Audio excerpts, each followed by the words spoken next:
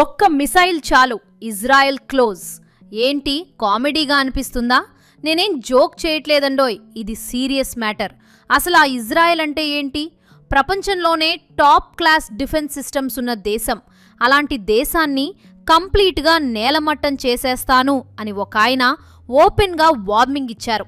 ఆయన ఎవరో కాదు, మనందరికీ తెలిసిన సీమట పాకాయ్ కిమ్ జాంగ్ ఉన్. భూమికి బెత్తెడుంటాడు కానీ ఆయన వేసే ప్లాన్లు, ఇచ్చే వార్నింగ్లు మాత్రం అల్లాటప్పాగా ఉండవు. అసలు ఇరాన్ ఇజ్రాయెల్ మధ్య జరుగుతున్న ఈ రచ్చలోకి ఈయన ఎందుకు ఎంట్రీ ఇచ్చారు?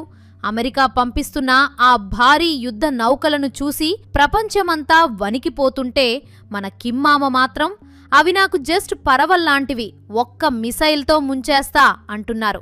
అసలు మూడో ప్రపంచ యుద్ధం వచ్చేసినట్టేనా? ఈరోజు మనం ఈ వీడియోలో ఈ గిల్లి కజ్జాల వెనుక ఉన్న అసలు కథ ఏంటో, ఏ దేశాలు ఏ టీంలో చేరుతున్నాయో, మన జేబులకి ఎంత చిల్లు పడబోతుందో చాలా వివరంగా తెలుసుకుందాం. సో వీడియోని స్కిప్ చేయకుండా ఎండ్ వరకు చూడండి. ప్రస్తుతం నడుస్తున్న సీన్ చూస్తుంటే మనకి ఏనర్థమవుతుంది? ఒకవైపు ఇరాన్ ఇజ్రాయెల్ కొట్టుకుంటుంటే మధ్యలో అమెరికా దూరి నేనున్నాను అని భుజంజం తడుతోంది. పోనీ అక్కడితో ఆగిందా అంటే లేదండి. ఇప్పుడు కొత్తగా బ్రిటన్, జర్మనీ, ఫ్రాన్స్ లాంటి దేశాలు కూడా మేము కూడా వస్తాం అంటూ క్యూ కడుతున్నాయి. ముఖ్యంగా బ్రిటన్ ప్రధాని కీర్ స్టార్మర్ గారికి సడన్ గా ఒక ఆలోచన వచ్చింది. గల్ఫ్ దేశాల్లో ఉన్న తమ ఆస్తులని, అక్కడ ఉన్న తమ వాళ్ల ప్రాణాలని కాపాడుకోవాలట. అందుకే ఆయన అమెరికాకి ఒక బంపర్ ఆఫర్ ఇచ్చారు.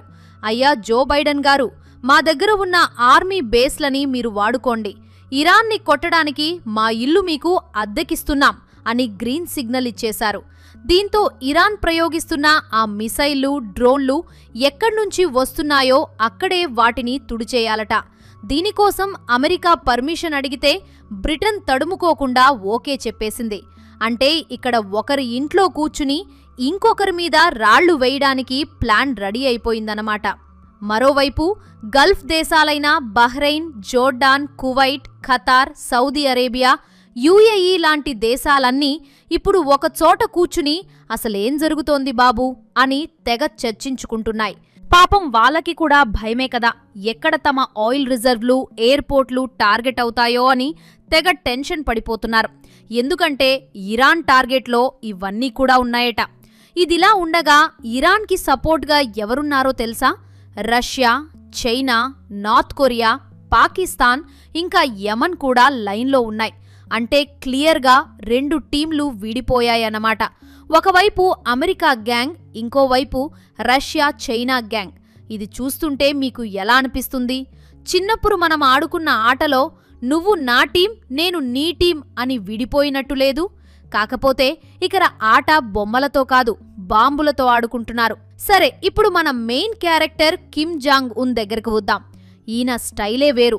ఇరాన్ గనక తనని ఒక్క మాట అడిగితే చాలు ఇజ్రాయెల్ని ప్రపంచ పటం నుంచి తుడిచేస్తారట.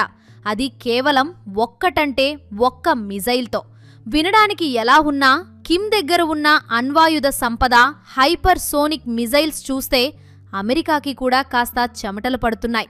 ఆ మధ్య ట్రంప్ గారితో కిమ్ మీటింగ్ పెట్టినప్పుడు ట్రంప్ గారు 4 సార్లు చెమటలు తుడుచుకున్న విజువల్స్ ఇప్పటికీ ఇంటర్నెట్లో దొరుకుతాయట. అంత రేంజ్లో ఉంటుంది మన కిమ్ మామ పవరు. ఆయన ఏమంటున్నారంటే, మా దగ్గర ఉన్న ఆయుధాల ముందు ఇజ్రాయెల్ డిఫెన్స్ సిస్టమ్స్ జస్ట్ పిల్లకాయల ఆటలు అని. మరి నిజంగానే కిమ్ దగ్గర అంత సీన్ ఉందా, లేక జనం దృష్టి మళ్లించడానికి ఇలాంటి స్టేట్మెంట్స్ ఇస్తున్నారా అనేది ఇప్పుడు పెద్ద సస్పెన్స్. ఇక్కడ మీకో చిన్న క్వశ్చన్. ఒకవేళ పొరపాటున ఈ దేశాలన్నీ నిజంగానే రంగంలోకి దిగితే అప్పుడు మన దేశ పరిస్థితి ఏంటి? అసలే మన దగ్గర పెట్రోల్ రేట్లు ఆకాశంలో ఉన్నాయి. ఇలాంటి టైంలో గల్ఫ్లో యుద్ధం జరిగితే పెట్రోల్ లీటర్ ఎంత అవుతుందో మీరేమైనా గెస్ చేయగలరా? అలాగే ఈ యుద్ధంలో ఇండియా ఎవరి వైపు ఉండాలి? మీ మనసులో ఏముందో కామెంట్ బాక్స్లో చెప్పండి. చూద్దాం ఎవరి ఆలోచనలు ఎలా ఉన్నాయో. ఇక అమెరికా పంపిన యుద్ధ నౌకల గురించి మాట్లాడుకోవాలి. USS Gerald R Ford, USS Abraham Lincoln. పేర్లు వినడానికి ఎంత బాగున్నాయో కదా, కానీ ఇవి మామూలు నౌకలు కాదు. ఒక్కొక్కటి ఒక ఫ్లోటింగ్ సిటీ అంటే నీటి మీద తేలే నగరం అన్నమాట. ఇందులో 5,000 మంది సైనికులుంటారు, వందలాది యుద్ధ విమానాలు ఉంటాయి. ఒక్కో టాయ్, ఒక్కో నౌక నిర్వహణ కోసం రోజుకి సుమారు $8,000 ఖర్చవుతాయట.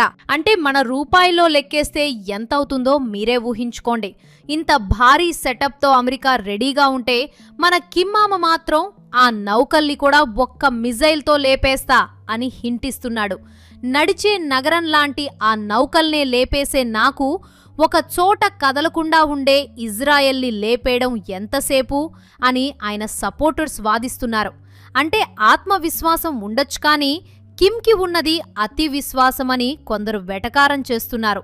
అయితే అసలు విషయానికి వస్తే అమెరికా తన ఆపరేషన్ ఎపిక్ ఫ్యూరీ అనే ప్లాన్తో ఇరాన్ని కట్టడి చేయాలని చూస్తోంది. కానీ ఇరాన్కి రష్యా, చైనా, నార్త్ కొరియా అండగా ఉండడం అమెరికాకి పెద్ద తలనొప్పిగా మారింది. ఇజ్రాయెల్ ఏమో ఒక్కొక్కరిగా ఇరాన్ టాప్ లీడర్లను ఎలిమినేట్ చేసుకుంటూ వెళ్తోంది. ఈ యుద్ధం ఇంకా ఎన్ని వారాలు కొనసాగుతుందో ఎవరికీ తెలీదు. కాకపోతే ఈ గొడవ వల్ల ఎంటైర్ ఏషియన్ కాంటినెంట్ మీద అమెరికా కన్నేసిందని, ఆ కన్ను పెరికేయాలనే కసితో కిమ్ జాంగ్ ఉన్ లాంటి వాళ్లు ఉన్నారని టాక్ వినిపిస్తోంది.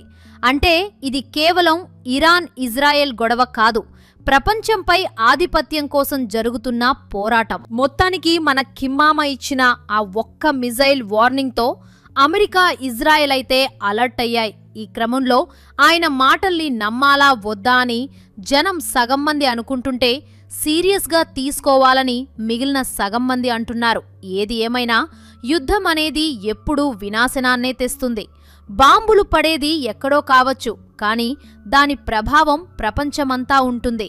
రేపు పొద్దున పెట్రోల్ రేట్లు పెరిగినా, నిత్యావసర వస్తువుల ధరలు పెరిగినా మనం కూడా దాని ఫలితాన్ని అనుభవించాల్సిందే. కిమ్మామ అన్నట్టు ఒక్క మిజైల్తో ఇజ్రాయెల్ అంతమవుతుందా, లేక అమెరికా తన స్టెల్త్ బాంబర్లతో సీన్ రివర్స్ చేస్తుందా అనేది కాలమే సమాధానం చెప్పాలి. మొత్తానికి చూస్తే ఈ కథ ఎక్కడికి వెళ్తుందో ఎవరూ ఊహించలేకపోతున్నారు. ఒకవైపు బ్రిటన్, ఫ్రాన్స్ లాంటి దేశాల సాయంతో అమెరికా హడావిడి చేస్తుంటే, మరోవైపు రష్యా, చైనా, నార్త్ కొరియా అక్షం ఇరాన్కి వెన్నుదన్నుగా నిలుస్తోంది. కిమ్ జాంగ్ ఉన్ హెచ్చరికలు కేవలం మాటలకే పరిమితమా, లేక నిజంగానే ఆయన దగ్గర అంత పవర్ ఉందా అనేది తేలాల్సి ఉంది. ఏది ఏమైనా ఇలాంటి విపత్కర పరిస్థితుల్లో శాంతి నెలకొంటే అందరికీ మంచిది. మీరేమంటారు? కిమ్మామ అన్నంత పని చేస్తారా, లేక ఇదంతా జస్ట్ మైండ్ గేమ్ అంటారా? యుద్ధం వస్తే సామాన్యుల పరిస్థితి ఏంటి? ఈ విషయంపై మీ అభిప్రాయాలను కింద కామెంట్స్లో పంచుకోండి. మరో ఇంట్రెస్టింగ్ అప్డేట్తో మళ్ళీ కలుద్దాం. కాబట్టి మా ఛానల్ను సబ్స్క్రైబ్ చేసుకోండి.